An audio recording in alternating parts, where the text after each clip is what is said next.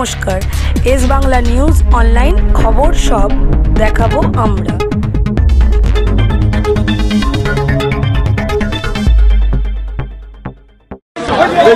জয়রামবাটি হয়ে তারপরে আমরা রামজীবনপুর হয়ে ঘাটাল হয়ে দাসপুর হয়ে এই কেশপুর দিয়ে যাচ্ছি।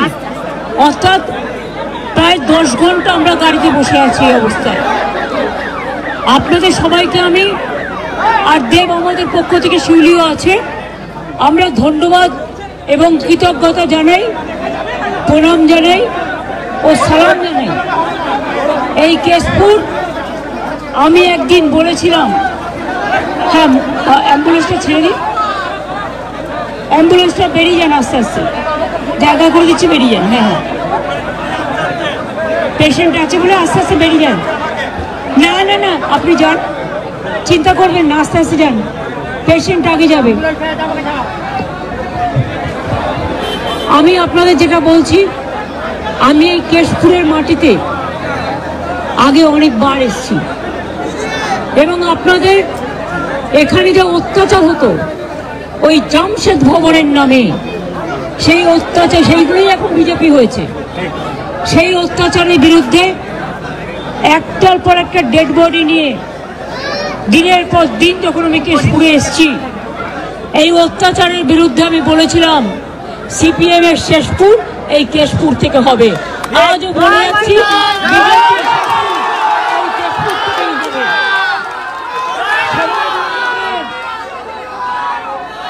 এই ভোটার লিস্টের নামে আস্তে আস্তে ভোটার লিস্টের নামে এনআরসি করার প্ল্যান চলছে। বিজেপিকে আমি বিশ্বাস করি না। যাদের এপিক কার্ড আছে, যাদের আধার কার্ড আছে, যাদের রেশন কার্ড আছে, তারা দয়া করে আবার ভোট তুলবেন। যদি মনে করেন আমার তো ভোটার লিস্টের নাম আছে, এখন নতুন করে প্ল্যান করছে যাতে নামগুলো বাদ দেওয়া যায়।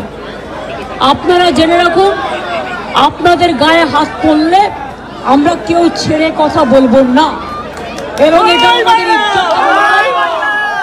অস্তিত্বের লড়াই, ঠিকানার লড়াই, সম্প্রীতির লড়াই, সংস্কৃতির লড়াই, মা বোনদের সম্মানের লড়াই, ছাত্র যৌবনের লড়াই, হিন্দু মুসলমান, তপশিলি আদিবাসী জনজাতি সবার লড়াই, হকার থেকে দোকানদার, সব ভাষা সব ধর্মকে নিয়েই। পরিষ্কার বলছি, প্রত্যেকে কিন্তু ভোটার লিস্টের নামটা দয়া করে তুলবেন। আর যারা বাইরে পরিযায়ী শ্রমিক হিসেবে কাজ করছেন কিন্তু অত্যাচারিত হয়ে ফিরে আসছেন, তাদের জন্য আমাদের একটা ওয়েব লাইনে একটা পোর্টাল আছে পরিযায়ী শ্রমিকদের জন্য। তারা সেখানে জানান যে আমরা ফিরে এসেছি, আমাদের সাহায্য করা হোক। তাহলে যারা ফিরে আসবে সঙ্গে সঙ্গে তাদের রেশন কার্ড করে দেবো, তাদের স্বাস্থ্যসাথী কার্ড করে দেবো, তাদের লক্ষ্মীর ভান্ডার করে দেবো, তাদের মেধাশ্রী করে দেবো, তাদের ঐক্যশ্রী করে দেবো, তাদের শিক্ষাশ্রী করে দেবো। যদি কারো বাড়ি না থাকে কমিউনিটি কিচেন করে দেবো এবং তারা কর্মশ্রীর কাজে অংশগ্রহণ করবে, যেটা 100 দিনের কাজ বলতো, আমাদের এখানে কর্মশ্রী আছে। আর হাতেও আমরা কিছু সাহায্য দেব, চিন্তা করবেন না, এখানে থাকবেন, ভালো থাকবেন। অনেক কিছু এখানে হচ্ছে।